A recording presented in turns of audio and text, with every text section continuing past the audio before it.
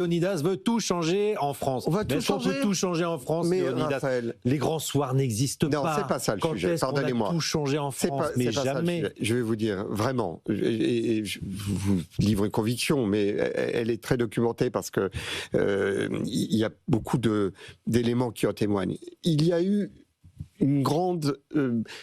quelques grandes décennies de lutte des classes, quelques siècles, allez, et ça a perduré. Il y avait d'un côté, j'allais dire le peuple, de l'autre côté les possédants. Oui.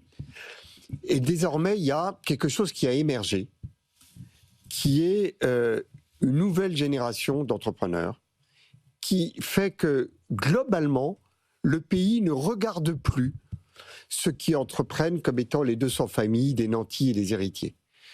Mais comme des citoyens qui ont pris un sujet et qui se sont dit je vais le mener au bout. Et le résultat, c'est que vous avez eu confiance des Français, collective, à l'égard des entrepreneurs, qui est un phénomène nouveau. Ça n'est plus un gros mot. Ce n'est plus un gros mot. Non seulement vous avez eu confiance vis-à-vis des entrepreneurs, mais vous avez une soif d'entreprendre. Vous avez 50, 60, 70% des jeunes qui, avant, se disaient « je veux devenir fonctionnaire » et qui, désormais, se disent « je rêve de devenir entrepreneur ». Ça, c'est une transformation culturelle majeure. C'est une transformation de notre pays. Et en plus, vous avez plus d'1 million de nouveaux entrepreneurs par an qui prennent le mort aux dents et qui se disent « ouais, je vais essayer, moi ». Eh bien, tout ça, ça fait un nouveau pays. Et sur cette locomotive-là, oui, je vous le dis, je pense que l'on peut tout changer. Pas violemment, pas cruellement, sans aucune vengeance, rien que du constructif. Parce que cette dynamique-là, les gens finissent par se dire, ben finalement, c'est ça notre pays. C'est pas l'État, c'est cette dynamique qu'il y a dans nos tripes collectives. Eh bien, ça donne véritablement un cap. Eh bien, tout ce qui peut favoriser cette énergie-là est positif. Tout ce qui le dissuade doit être corrigé. Eh bien, ça donne un cap. Et derrière ce cap, eh bien, vous avez des dizaines et des dizaines d'entrepreneurs qui travaillent à la réforme de notre pays. Et je pense qu'on peut faire vraiment un consensus autour de ça. J'ajoute un sondage qui a été publié récemment dans L'Opinion, un quotidien où vous commettez régulièrement des tribunes, cher Emmanuel Combe. Chronique.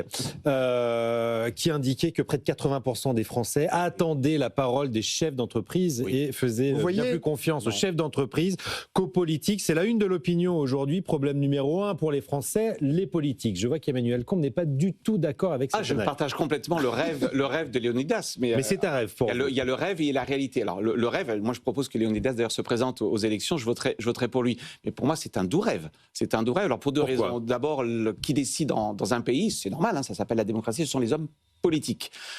Je constate, en tout cas jusqu'à présent, que tout chef d'entreprise qui a tenté de se lancer en politique, au mieux a fait de la figuration. En clair, le politique, il y a le politique. Politique, c'est un métier, quoi. Voilà, c'est pas parce qu'on a réussi en économie qu'on devient un grand homme politique. Et le fait que les Français admirent, et je suis d'accord avec vous, je ne conteste pas tout ce que vous dites, et je le partage en plus, mais c'est deux sphères différentes. Un décideur politique, ce qu'il veut, c'est qu'on vote pour lui. Regardons la France, la démographie de la France. C'est un pays qui vieillit, et je me mets dedans. Ceux qui votent, ce sont les personnes relativement âgées. Eh bien, quel est mon intérêt électoral à aller porter un grand reset ? Aucun intérêt. Donc pour moi, et on va y venir après, laisse-moi juste terminer, je pense que la France est un pays, en effet, comme dit Anne de Guigné dans le Figaro, qui va trop bien. Je pense qu'on est simplement un pays en déclin. Et je m'en désole, je ne dis pas que c'est bien, mais la thèse du demain matin, un homme politique va arriver et va tout réformer, mais attendez, qui le veut, qui vote, ce sont les personnes relativement âgées. Je crois que le taux de participation des jeunes, de mémoire, j'ai peur de dire une bêtise, à la présidentielle, c'est 50%. Attendez, je suis homme politique. Oui, peut-être même un peu moins. Je suis en politique. Les jeunes votent beaucoup moins que les vieux. Donc l'argument de dire, et d'ailleurs on l'entend, les hommes politiques vous disent, on adore les entrepreneurs, il n'y en a pas un qui va vous dire, je n'aime pas les entrepreneurs. Puis quand vous lui dites, bon maintenant... ah oui, non, mais vous savez, c'est compliqué. Donc je crois pour moi, il y a deux sphères qui sont complètement autonomes. Et le fait que les Français aiment leur chef d'entreprise, et je suis d'accord avec vous, ça ne perd pas. Un État n'est pas une entreprise, c'est Ludovic de Sauté. Je partage les éléments du rêve, je sais pas. Pour faire la synthèse. La déclaration d'amour de Léonidas, mais c'est... Et d'amour à mon pays, je vous le dis, parce que vu ce que je viens d'entendre, Emmanuel, que notre pays serait en déclin, ce n'est pas du tout ça c'est un fait. Je reviens sur le spectacle budgétaire dont on parlait tout à l'heure, auquel on assiste. C'est-à-dire que je pense que ce qu'il nous faut, c'est qu'on a l'impression d'être dans une période bac à sable. C'est-à-dire qu'il y a des conversations, bon, il y a un concours fiscal avec des choses qui s'enchaînent, en se disant finalement les conséquences sont aujourd'hui faibles. Mais les conséquences vont venir, en fait. C'est ça. C'est-à-dire que pour l'instant, aujourd'hui, l'opinion se dit, bon, on laisse les politiques avec, je te propose ça comme nouvel impôt, je te propose cette mesure, et ça. Mais si dans 6 mois, il y a un retournement du marché de l'emploi, si dans 8 mois, il y a un baisse des investissements dans les entreprises, on va comprendre que cette période bac à sable, à ce doux rêve dont auquel on a assisté depuis plusieurs mois, c'est dramatique. Il a un prix. Oui. Pour l'instant, ce prix. Enfin, on voit que l'économie tient pour l'instant, Ludovic. Encore 0,5% au troisième trimestre. C'est presque le pire truc. L'économie, l'emploi. Il y a déjà un prix. Mais l'économie tient, c'est presque le pire truc, parce qu'on a l'impression que tout ça peut se passer sans qu'il y ait des conséquences. Mais en fait, il va en avoir des conséquences. Mais il y en a déjà des conséquences. Mais ça va commencer graduellement. Il va en avoir. Et il faut qu'on aille toucher cette réalité. Alors après, moi, là où je suis en soutien par rapport à Léonidas sur cette intention peut-être un peu rêvée, c'est que je pense après, c'est aux politiques de s'emparer des discours. C'est-à-dire que de s'emparer des discours, c'est-à-dire que on peut pas le traduire. Aucun politique ne portera en disant je veux un grand soir fiscal. Mais il y a des grands dossiers, que ce soit la santé, l'éducation, la dépendance et tout ça. Oui, mais ce qui est une autre façon de rentrer, c'est une autre façon de rentrer l'investissement, le développement des entreprises autres. C'est d'autres façons de rentrer dans la fiscalité. C'est-à-dire qu'on peut pas apporter aujourd'hui un programme en disant je vais remettre à plat tout Bercy. C'est-à-dire que honnêtement, ça fera pas lever les foules. En revanche, il y a des dossiers sur lesquels je pense que la population française s'entend. L'éducation. La question de la dépendance, la question du vieillissement du pays, c'est quelque chose sur lequel je pense qu'on peut s'asseoir, on peut poser des diagnostics et être moins dans les... Mais pardon Ludovic, on est très très loin de la déclaration de Léonidas consistant à dire finalement portons à la tête de l'État. Non, j'ai pas dit ça du tout. Une personne qui représente... Je n'ai pas du tout dit ça. Alors Léonidas Kalogeropoulos va préciser sa pensée. J'ai pas du tout dit ça. À tout le moins qui représente cet enthousiasme des Français. Non, mais qui est porté par cet enthousiasme. D'ailleurs, rappelez-vous, ça fait partie de l'enthousiasme qui a porté Emmanuel Macron à la tête de l'État, et il s'est appuyé sur la dynamique entrepreneuriale. Non, mais je ne vous dis pas le contraire. Du jour où il est rentré à l'Élysée, il n'a plus pensé qu'à l'État. Voilà. Je ne vous dis pas le contraire. Je vous dis quand même dépensé comme un keynésien sous stéroïdes. Mais vous pensez qu'on peut changer le surmoi marxiste de ce pays par un surmoi entrepreneurial? Je vais vous dire... Si vous permettez juste... Pardonnez-moi. Je voudrais juste, quand même, à un moment donné, Emmanuel et la le libéralisme est né en France. Reconnaître que vous êtes pétri d'un pessimisme dont vous avez certainement la responsabilité. Oui, mais vous voyez, moi, je suis entrepreneur. Et alors, je vais vous dire, Emmanuel, je vais vous proposer une chose, c'est que vous veniez dans mon bureau, et vraiment, vous venez, vous passez une semaine, et vous allez voir la quantité de dossiers d'innovation qui arrivent chez nous, qui arrivent, j'en doute pas, mais je vous dis simplement que être au contact de cette dynamique entrepreneuriale, de l'innovation, de la créativité, de la prise de risque, de la vision, de l'amour de la France. C'est amusant. On ne vit pas dans le même pays. Donc, que vous regardiez la presse, que vous regardiez des sondages, que vous voyez des hommes politiques et des déclarations et qu'on ne puisse écouter le débat parlementaire. Je l'écoute aussi, il est désespérant. J'ai du mal. Mais qu'est-ce que c'est que notre pays? Est-ce que c'est les débats parlementaires en vase clos ou est-ce que c'est la créativité? Ça n'est pas que l'entrepreneuriat non plus. Notre pays, il y a un dialogue, Emmanuel Léonidas. Ça n'intéresse pas les spectateurs. Ce que Léonidas n'a pas compris, je ne suis pas du tout en désaccord avec son constat. Je dis simplement, du constat au remède, il y a un gap. Et il me dit, je ne vous dis pas que je ne crois pas aux entrepreneurs, je vous dis simplement, le jour où vous me présenterez un décideur politique qui, au-delà des mots, vous dira mon programme, c'est un programme pro-business, je l'attends. Pour l'instant, je ne vous ai pas dit. Il s'appelle David Lisnard. Je ne vous ai pas dit qu'on allait avoir un entrepreneur à la tête d'État, ni même un candidat. Je vous dis que nous allons nous impliquer collectivement beaucoup plus dans le débat, infiniment plus qu'on ne l'a fait jusqu'à présent. Et ça fait partie, vous voyez, mais même j'en ai d'autres. Novelli sur les entrepreneurs engagés. Enfin, il y en a de partout et il y a cette volonté et il y a cette attente. Ce que vous dites, ça veut dire regarder la réalité économique en face. C'est ce que propose d'ailleurs, c'est la question que pose Sébastien Lecornu dans sa lettre. Pourquoi le débat public français peine autant à regarder la réalité économique en face? Et je reviens à la thématique de ce débat-là. La France va-t-elle encore trop bien pour aller mieux? C'est Anne de Guigné qui commettait cette analyse dans le Figaro ce week-end. La question, c'est est-ce qu'on a besoin d'aller dans le mur pour enfin voir les choses en face dans ce pays? Alors, il y a quand même, pour le coup, pour Sébastien Lecornu, il y a une jurisprudence sur laquelle il y a marqué tout le monde, c'est que ça a été un peu la tentative de François Bayrou du moment de vérité dramatisé, et on a vu le résultat. Donc ça a fait pchit. Donc attention à cette dramatisation qui, pour l'instant, n'est pas audible, en fait.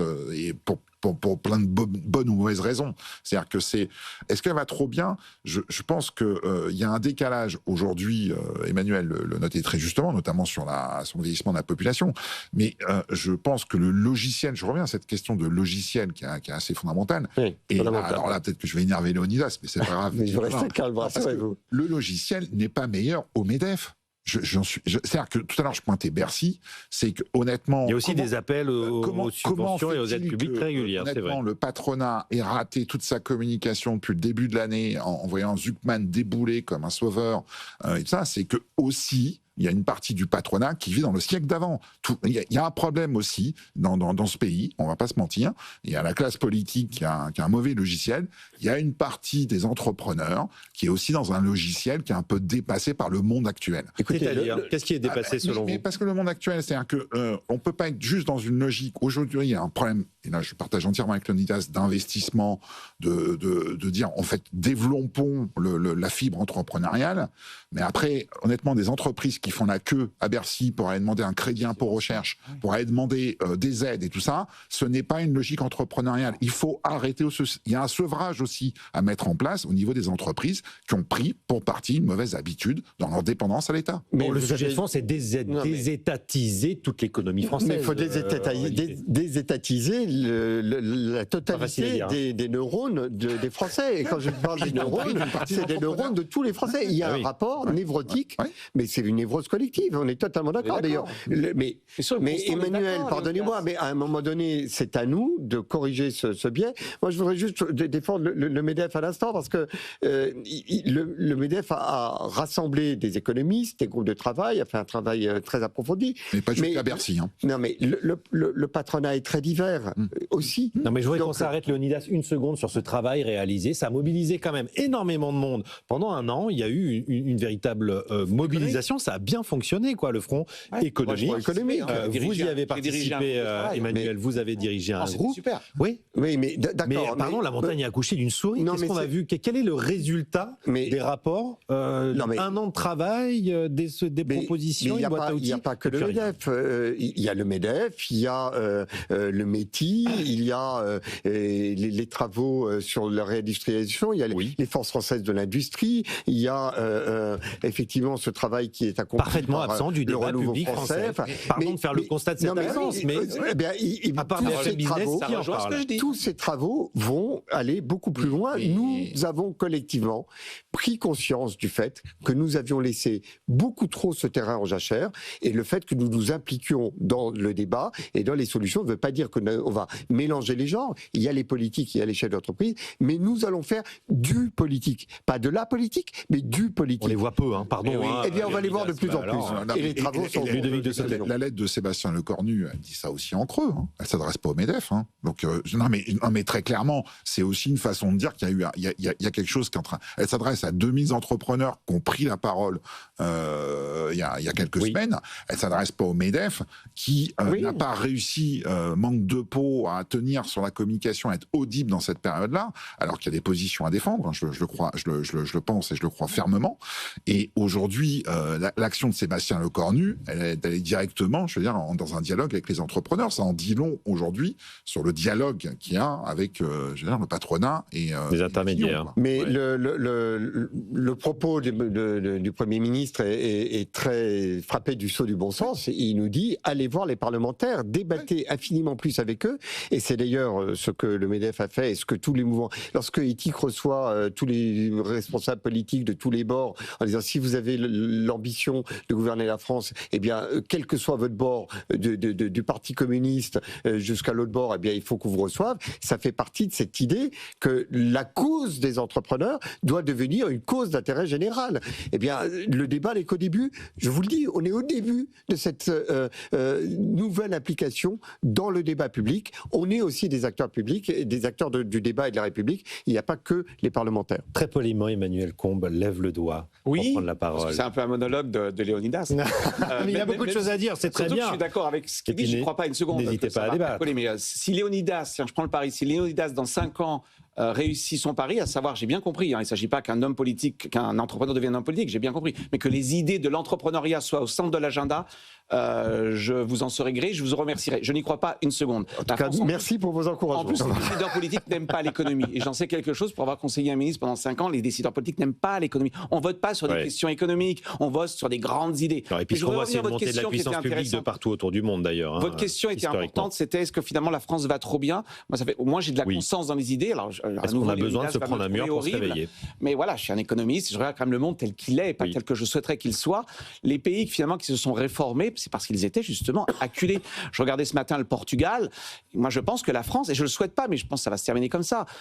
Au bout d'un moment, il faut qu'il y ait une cause externe. Il faut des forces de rappel. Et c'est tellement bien, la cause externe, ça permet aux décideurs politiques de vous dire ne pas porter la responsabilité. Pas moi, regardez, c'est Bruxelles, c'est alors pas le FMI, on va peut-être un peu loin, mais... Donc il faut une troïka en France, sinon on ne bougera pas? Mais de toute façon, la France, elle emprunte sur les marchés. Alors, il y a une prime de risque, ça s'appelle le déclin. Le déclin, ça veut dire qu'on a moins confiance. Il y avait un très bon papier d'ailleurs dans le Figaro aujourd'hui de Philippe Trainard qui disait c'est la dette la plus risquée. En attendant, on la place, notre dette. Moi, je crois à la thèse du déclin et du déclassement. En tout cas, j'ai raison depuis 40 ans. Depuis 40 ans, la France, elle décline. Vous regardez PISA, vous regardez... Mais décliner, ça n'est pas le grand soir avec la crise. La crise, elle viendra de l'extérieur. Je ne crois pas à la capacité d'un pays à s'auto-réformer, alors qui plus est, grâce à ces entrepreneurs dont je loue la vertu.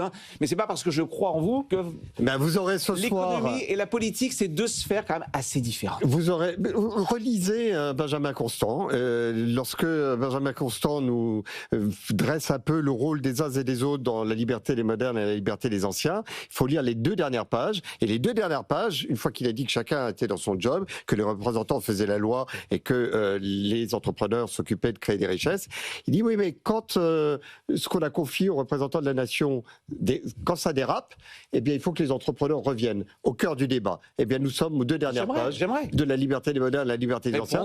Non pas pour faire de la politique, mais pour faire du politique et véritablement faire en sorte que notre pays libère cette merveilleuse locomotive qu'il a dans ses tripes, parce qu'il est là. On est d'accord sur le constat. Qui est libérer l'énergie entrepreneuriale. Rendez-vous dans 18 mois, les amis, après la présidentielle de 2027. On reprendra ce débat. Je voudrais qu'on termine.